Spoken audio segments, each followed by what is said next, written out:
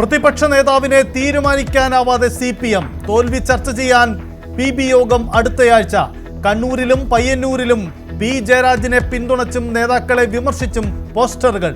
പാർട്ടിക്ക് പാളിച്ച സംഭവിച്ചിട്ടുണ്ടാകാമെന്ന് EP ജയരാജൻ.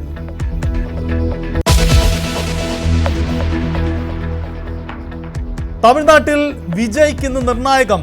വിജയെ പിന്തുണയ്ക്കുന്നതിൽ ഇടതു പാർട്ടികളുടെ തീരുമാനം ഉടനുണ്ടാകും. സഖ്യസാധ്യത വീണ്ടും സജീവമാക്കി ദ്രാവിഡ കക്ഷികൾ. ചെന്നൈയിൽ തുടരണമെന്ന് MLA-മാരോട് DMK നേതൃത്വം. ജനവിധി അംഗീകരിക്കണമെന്ന് കനിമൊഴി.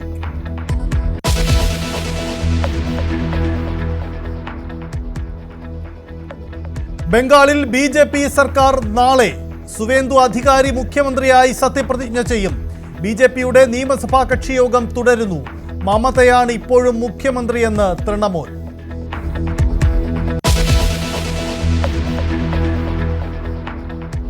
കൊച്ചിയിൽ ബഹുനില കെട്ടിടത്തിൽ യുവതിക്ക് ക്രൂരപീഡനം.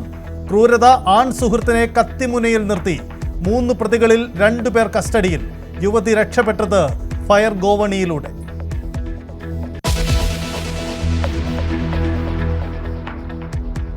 അവയവദാനത്തിനായി വ്യാജരേഖാ നിർമ്മാണം. എറണാകുളത്ത് പോലീസിന്റെ വ്യാപക പരിശോധന.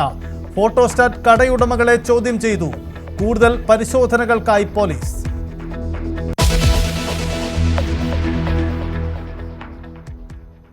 തിരുവനന്തപുരം കവടിയാറിൽ അമിത വേഗത്തിലെത്തിയ കാർ 4 വാഹനങ്ങളിൽ കൂട്ടിയിടിച്ച് യുവതിക്ക് ദാരുണാന്ത്യം. ഫുട്പാത്തിലേക്ക് കയറിയ കാർ വഴിയാത്രക്കാരെയും ഇടിച്ചിട്ടു. അപകടത്തിൽ 7 പേർക്ക് പരിക്ക്. പട്ടാമ്പി വല്ലപ്പുഴയിൽ മിനി ലോറി മരത്തിലിടിച്ച് ഡ്രൈവർ മരിച്ചു.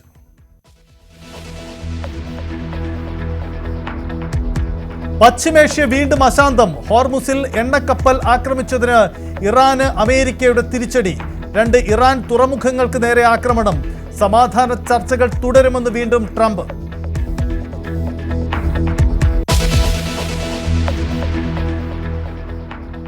ലോകത്ത് ആശങ്കയുയർത്തി ഹാൻഡ വൈറസ്.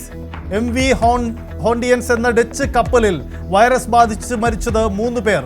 ആകെ രോഗബാധ 11 പേർക്ക്. കപ്പലിൽ 2 ഇന്ത്യക്കാരും. രോഗം കൂടുതൽ പേരിലേക്ക് പകർന്നിട്ടുണ്ടോ എന്ന് ആശങ്ക.